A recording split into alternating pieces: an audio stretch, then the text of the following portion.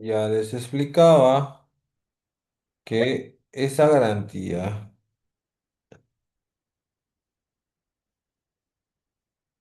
es importante porque nos permite reclamar. Antes era, era,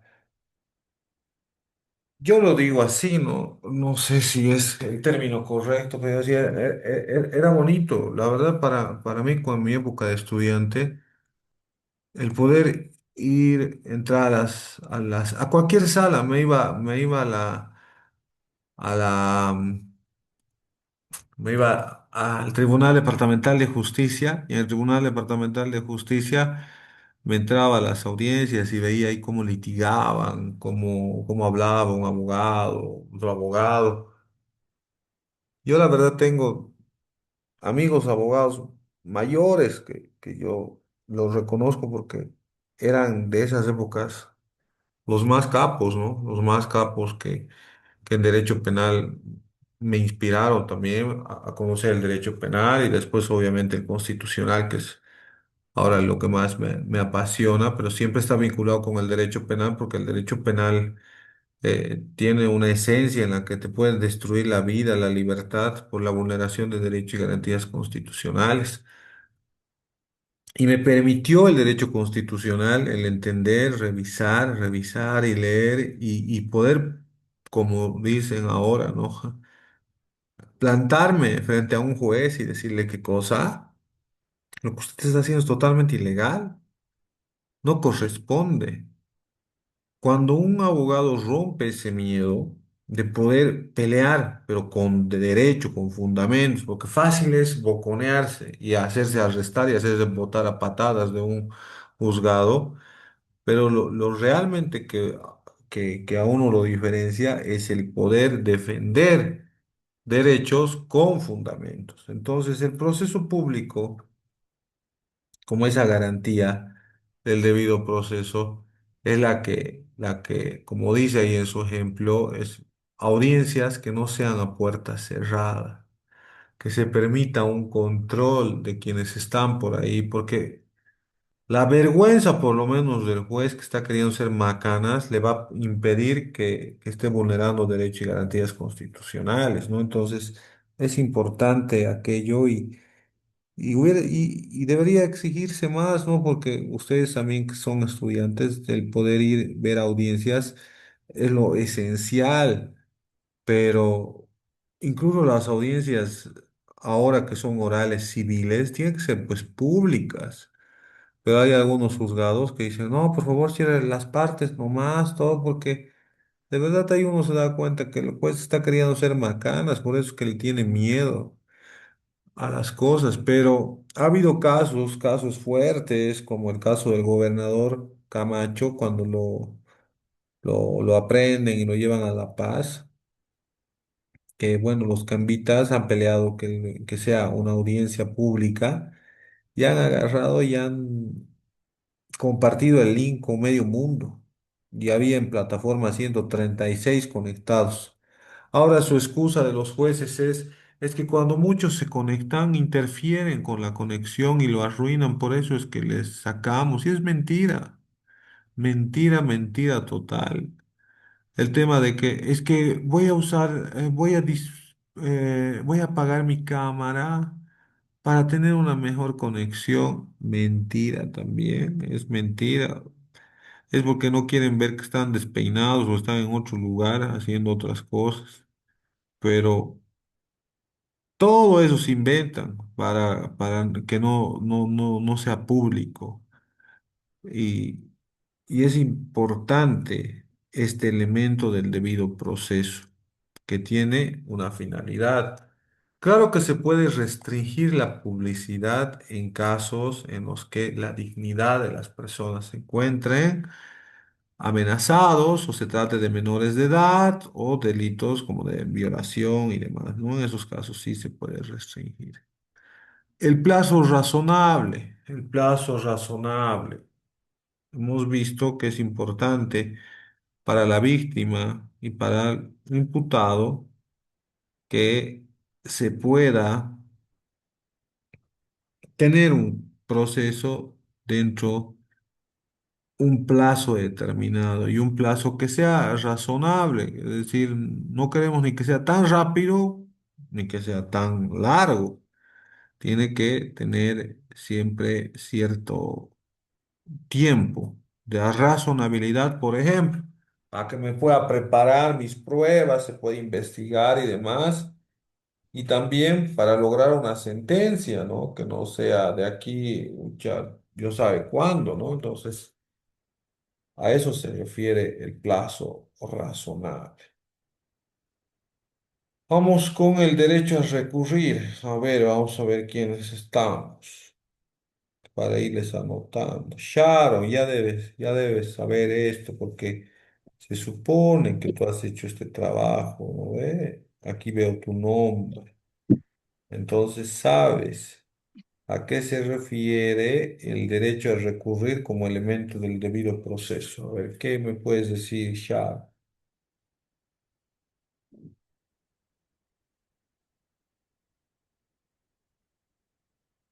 Claro. Lice, mm, ¿Qué estás haciendo? ¿Quién está a tu lado? ¿Dónde estás paseando? no estoy paseando, Liz. Eh, ya, mediante el derecho a recurrir, ya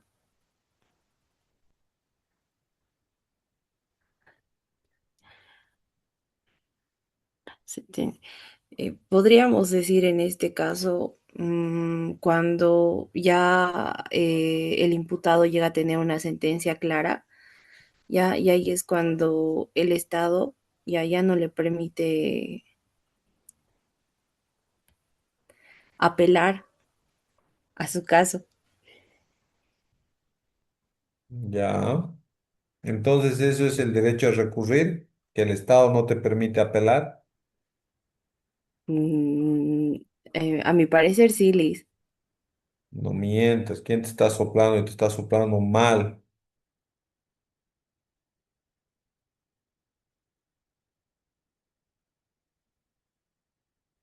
Es lo contrario que acabas de decirme, Sharon. Por eso la persona que te está diciendo esto es así o lo que has leído en la pantalla está mal. El derecho a recurrir es en que en segunda instancia o en tercera puedan revisar que ese fallo realmente no, o esa resolución, esa sentencia, no ha vulnerado derechos y garantías constitucionales, ha aplicado la ley de manera correcta y no había otra forma de resolver. Derecho a recurrir. ¿Cómo se vulnera ese derecho? Cuando le niegan al imputado la posibilidad de apelar. En realidad, lo que tú me has dado es el concepto de cómo se vulnera ese derecho. Yo te he preguntado para ver si estás atenta de qué es lo que entiendes por el derecho a recurrir. Esto vamos a ver que la Convención Americana de los Derechos Humanos ha establecido también como una garantía la segunda instancia. Imagínense qué es lo que a veces a mí me pasa, ¿no? Y por suerte yo tengo clientes que confían en mí, ¿no? Pero ¿qué es lo que pasa? Yo en Quillacollo, lamentablemente, hay un tribunal y un juez o dos que no sé qué tienen, ¿no? Parece que creo que quieren competir, pero yo les he dicho, al final, si quieren competir con un abogado libre, deberían hacerlo abriendo su oficina, pero parece que tienen envidia, rabia, bronca, odio, o tal vez también, no sé, pues se han enamorado de uno, no sé cuál será su fijación personal, pero yo sé que voy a ir, voy a hacer lo mejor de mí, pero llega el momento, van a resolver y van a fallar en contra mía. ¿Por qué? Porque en su pequeño mundo de victorias estúpidas, absurdas, tal vez no tienen ni familia que les espere en su casa para por lo menos que eso les llene. Para ellos es eso ganancia, es lo mejor. Le han ganado a Ronald Orozco. No sé cómo un juez puede sentir que le gana a un abogado, ¿no? Porque son roles diferentes. El juez administra justicia.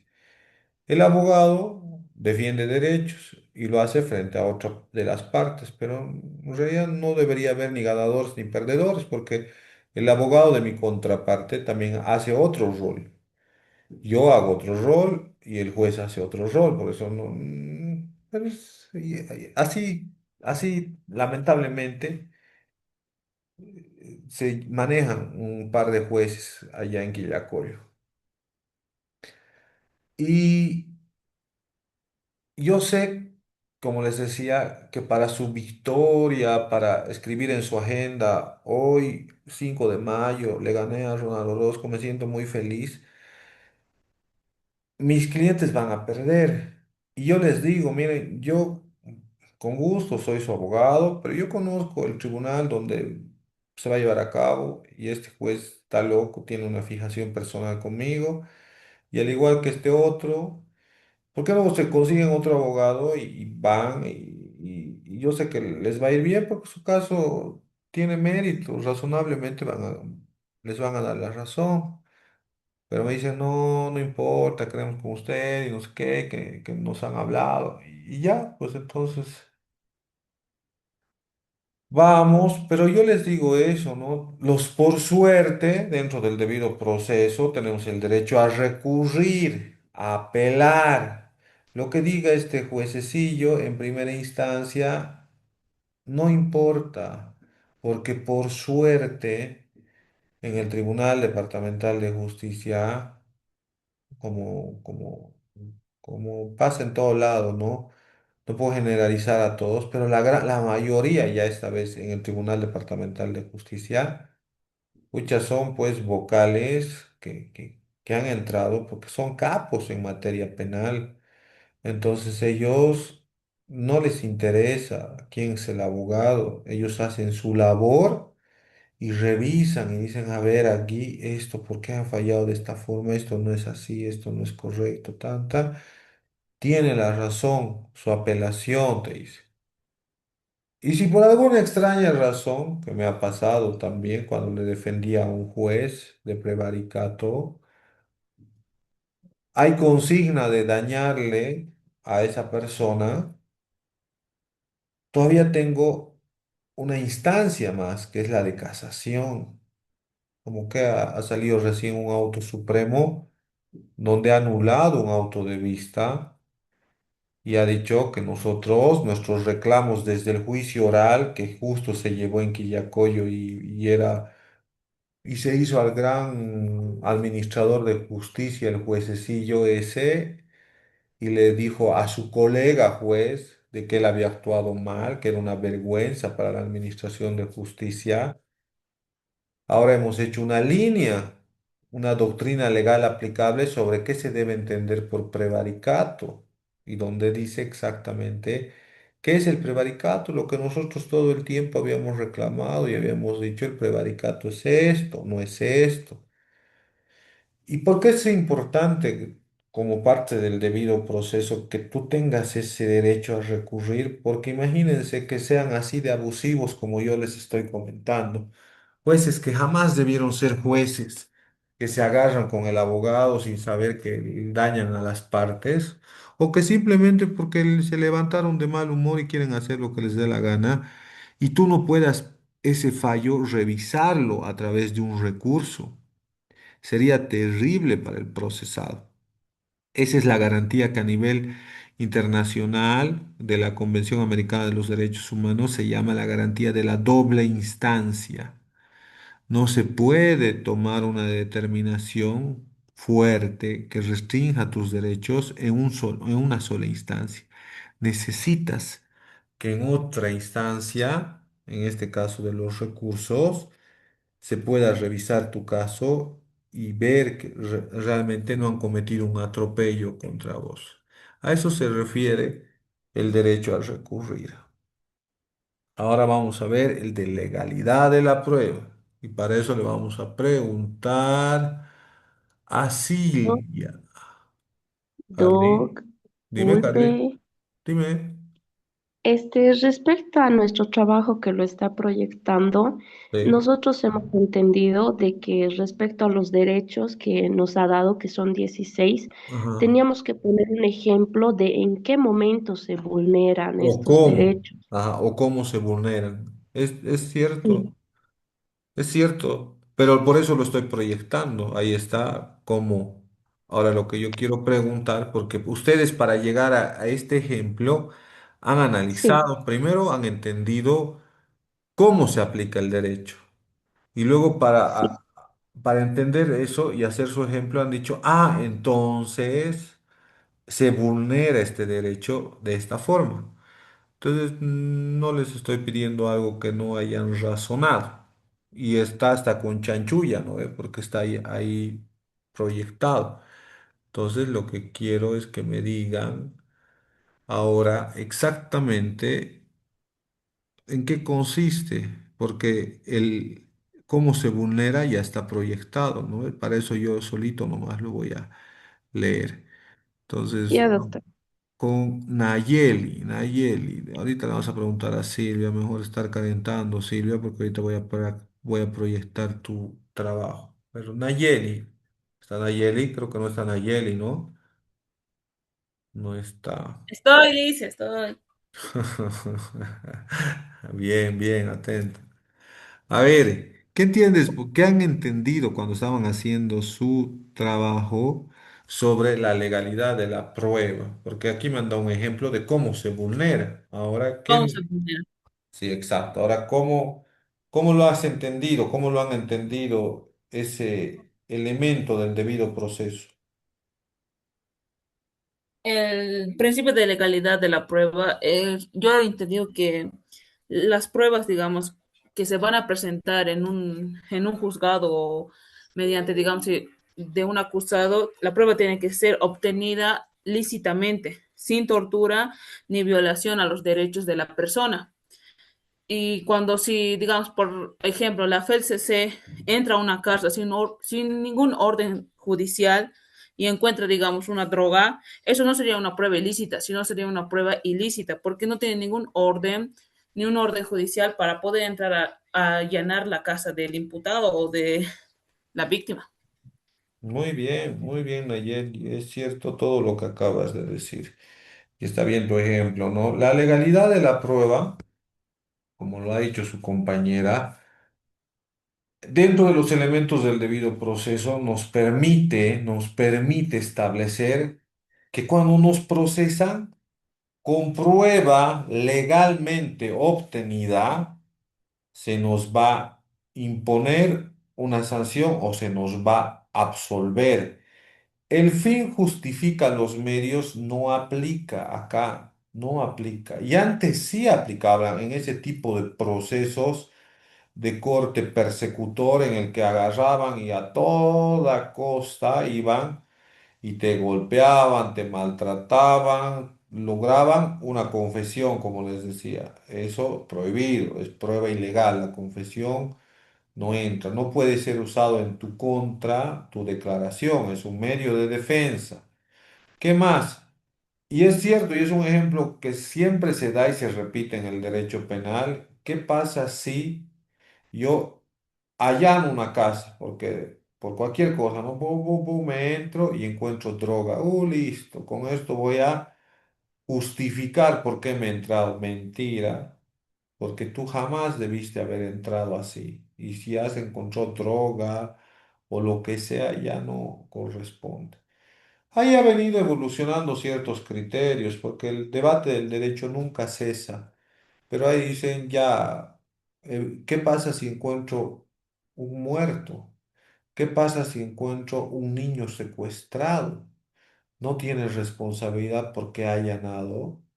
Dice, sí, evidentemente, lo que yo estaba buscando, porque digamos, yo entré sin orden de allanamiento porque presumía que había algo ahí ilegal, entonces eh, he contaminado prueba.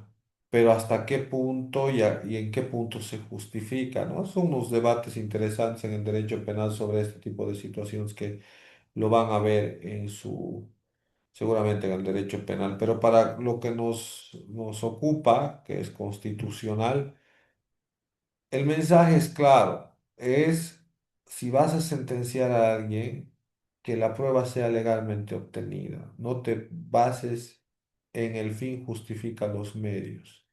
Tiene que haber un respeto de prueba correctamente obtenida para, como tal, puedas emitir una resolución en contra de esa persona y también, obviamente, permite establecer que has observado el debido proceso.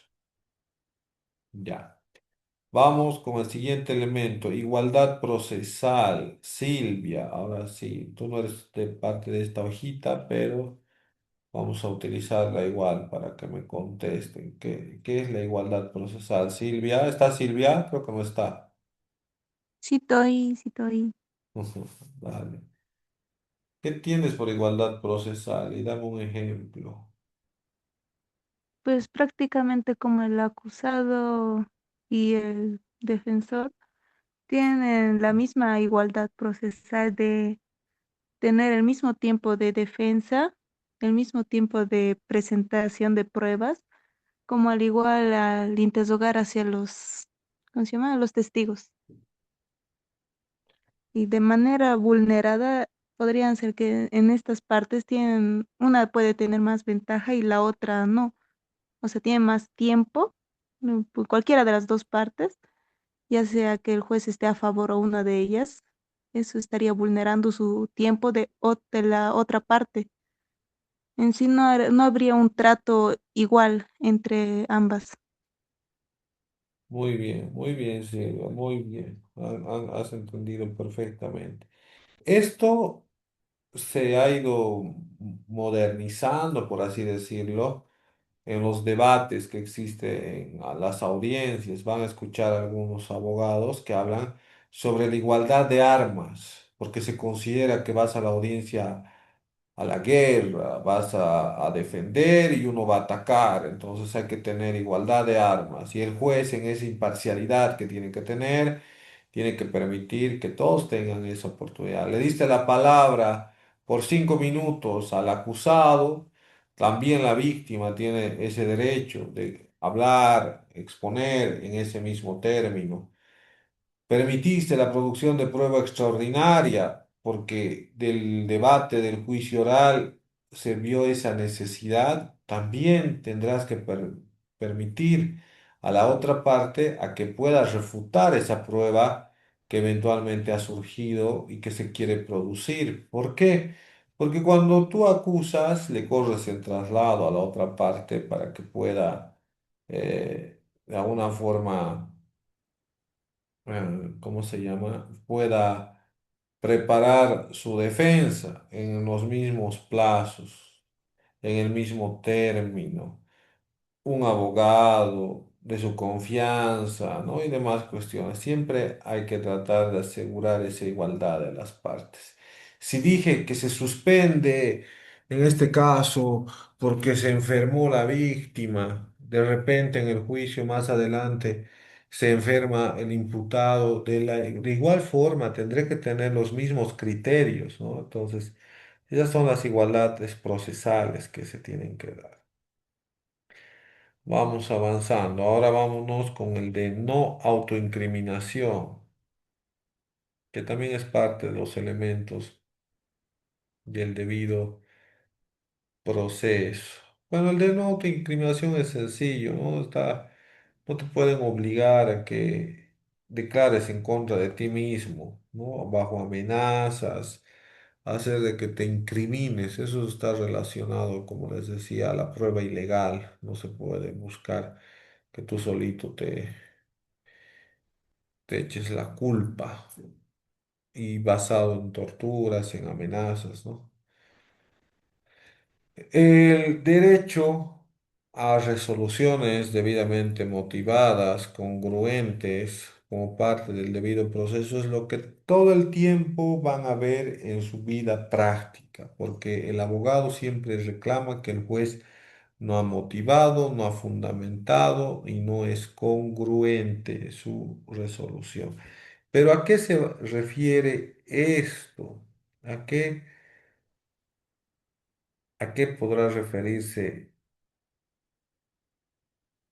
esto, Lisette?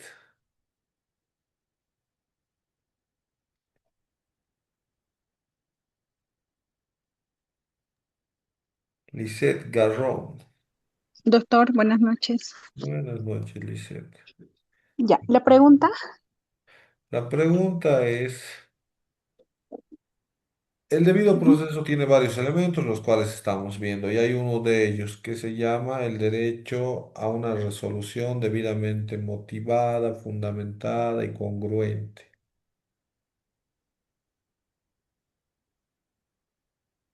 ¿Qué se entiende por ese tipo por ese elemento del debido proceso? mm, que una prueba debe ser clara, bien fundamentada, ¿no? No se puede llevar o presentar una prueba que no sea congruente con los hechos, que no sea, eh, no sé, creíble tal vez. A ver, estamos hablando del derecho al debido proceso en un elemento de resoluciones debidamente motivadas, fundamentadas y congruentes. Lo que tú me dices tiene que ver con la congruencia o en realidad con la pertinencia de la prueba. Y a veces eso pasa. Voy a presentar 50 testigos y ni siquiera digo para qué, y eso está prohibido. Cuando uno propone, tiene que decir para qué, cuál es la pertinencia. Que no es lo mismo que una resolución motivada, fundamentada y congruente. ¿A qué se refiere en realidad este aspecto? Se refiere a que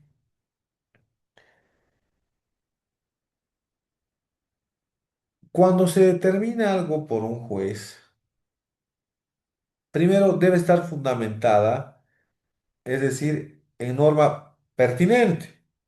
Yo no voy a resolver un divorcio con artículos del Código Penal.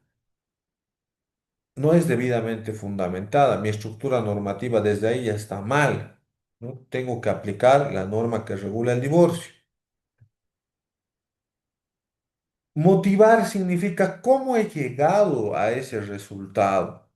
Y ahí es donde tengo que explicar por qué la prueba pericial me ha convencido, por qué la declaración de los testigos me ha convencido, por qué la prueba documental me ha convencido y por qué estoy llegando a esa resolución.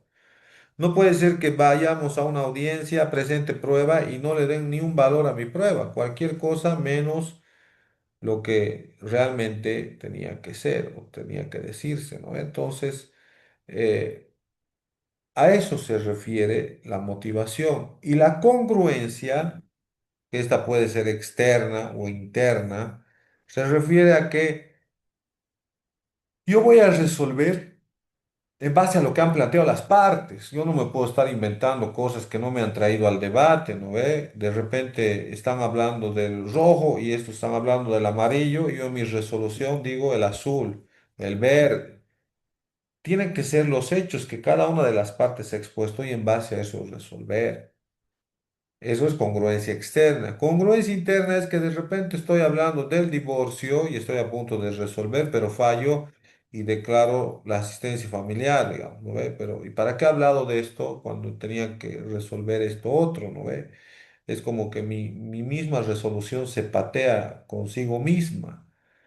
Y esto todo el tiempo es objeto de reclamo, les decía, apelamos porque no ha motivado bien, porque no ha fundamentado bien, porque es incongruente. Llegamos al amparo por eso. Entonces, siempre es parte de la actividad que realizamos como abogados y se ve también como jueces, ¿no? A eso se refiere.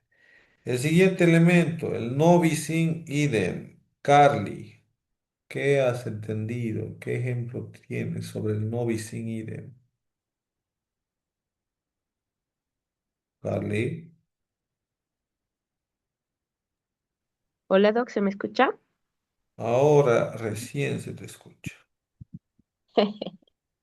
Ya. A ver, en el no bis idem es que una persona no puede ser juzgada dos veces por lo mismo.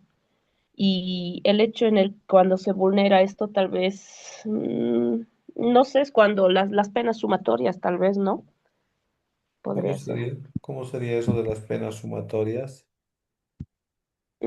A ver, yo le estoy entendiendo como que mm, creo que es esto en el tipo de, no recuerdo si es concurso ideal o concurso real de los delitos, en el momento en el que una persona conduce en estado de ebriedad, pero también se pasa un semáforo en rojo y después atropella a una persona provocándole la muerte. O sea, no se le puede sancionar por haberse pasado en rojo o por conducir en estado de ebriedad, sino directamente se pasa al delito más grave de los cuatro delitos que ha cometido. Está bien lo que dices, pero no va tan relacionado a eso. Ahora te explico. No bis Ok, in idem significa no dos veces por el mismo hecho. Ya no vamos a hacer un juicio ni una persecución penal. Esto está establecido en la Constitución Política del Estado y está establecido también en el Código de Procedimiento Penal. Lo que tú me explicas se llama conexitud de causas. En el concurso real hay una secuencia de hechos, ¿no ve? Yo agarro, entro a un banco. En ese banco voy y le disparo al guardia. Luego voy, me saco el dinero de la bóveda. Al salir, me robo un vehículo. Al ser perseguido, atropello a una persona. Y finalmente, cuando soy capturado, eh, tienen que definir el proceso que me tienen que hacer. Me tienen que seguir un proceso. Pero resulta que por su lado el guardia me inicia un proceso por tentativa de asesinato. No lo he matado, lo he disparado para robar, ¿no? El banco me inicia por robo agravado, porque lo he hecho con arma. Después, el dueño del vehículo también me inicia por robo agravado. Y a la persona que le ha atropellado y lo he matado, me inicia por asesinato. No asesinato, por homicidio en accidente de tránsito. Cuatro carpetas, cuatro investigaciones abiertas. Pero eso no es no bis in idem, porque son hechos diferentes. He disparado a un guardia, es hecho diferente. Me he robado dinero, es hecho diferente. Me he robado un vehículo, es un hecho diferente, aunque es el mismo delito de robo agravado. Y el homicidio en accidente de tránsito es un hecho también diferente. No son hechos iguales. Y ahí viene el idem, ¿no? Idem, que es idéntico a lo que se está haciendo. Evidentemente lo que tú dices es cierto. Ahí hay cuatro carpetas, cuatro investigaciones que no deberían estar esas investigaciones abiertas, sino deben acumularse. Y al acumularse, entre agravantes, entre motivación, entre todo, se tiene una teoría completa del caso. La teoría completa del caso es el intercriminis. Lo pensé, me facilité los medios y lo ejecuté, el camino al delito, ¿no ve? Entonces en mi casa estaba durmiendo y he dicho, creo que debo robar un banco porque necesito plata. Y luego cuando he entrado, parte de mi ejecución, lamentablemente ha sido que se me meta, y yo ya sabía, si se metía en el camino a alguien le tenía que pegar un tiro. Disculpame, no era vos específicamente, no hay dolo directo, hay un dolo eventual, voy y le disparo al policía. Mi objetivo principal era robarme dinero del banco, me he robado el dinero del banco. Al escaparme necesitaba medios para asegurar la consumación de mi delito. Entonces, para escaparme, porque me estaban persiguiendo, me he robado un vehículo. Pero tampoco era que yo lo había planificado, ¿no? Porque ahí viene el debate. es un delito doloso, no se ha demostrado que él quiso robar el vehículo, en realidad fue una consecuencia, y ahí sí, evidentemente es una consecuencia del hecho y de la ejecución, pero el dolo sigue siendo que tú has querido robar y para eso te has facilitado medios. Has querido robar el banco, al escaparte has robado un vehículo y al estar yendo, evidentemente has matado a alguien, ¿no? Entonces, para tener una teoría completa del caso y hablar de un concurso real de hechos en un delito, es que el derecho penal ha visto por conveniente que se debe acumular todo en un solo caso y a eso se le llama concurso real. Concurso ideal es que con un solo acto yo vulnero varios bienes jurídicos tutelados penales, ¿no? Entonces, más o menos, lo que tú me hablas va por ese lado, pero no nos llega a satisfacer el nobis in idem, no dos veces por el mismo hecho. Yo les ponía este ejemplo a algunos estudiantes que tenían la San Simón sobre el derecho penal. Resulta que a una persona lo condenan por violación, entra a la cárcel, sale y nuevamente viola. Ella ha cumplido su pena por violación, al salir de la cárcel nuevamente viola. Es el mismo tipo penal. ¿Es correcto que entre a la cárcel o hay ahí un no bis in idem porque estamos hablando del mismo tipo penal? ¿Qué opinas, Eh, Silvia? ay,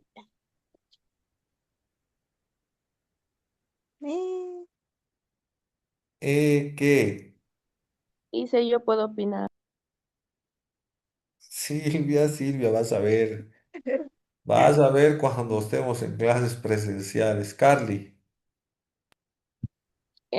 Dice, disculpe, yo opino que sí es apropiado que se le dé una nueva sanción, porque por el primer delito ya ha cumplido su sentencia, pero luego nuevamente ha vuelto a cometer el mismo delito. Otra cosa sería que, no sé, en algunas noticias he escuchado que cuando una persona es acusada por delito de violación a múltiples personas, entonces en nuestro código está que tal vez hasta, no recuerdo cuánto es la pena, supongamos 30 años es lo máximo, no se le puede sumar 30 más 30 más 30, sino directamente lo máximo sería 30. exacto. Y ahí viene esa disgregación que tenemos que hacer, esa diferenciación que tenemos que hacer. Van a escuchar en su vida profesional harto que les dicen el derecho penal o el Ministerio Público en realidad. El Ministerio Público no investiga delitos, investiga hechos. Y es cierto. El hecho se investiga. La calificación penal es una consecuencia. Es más,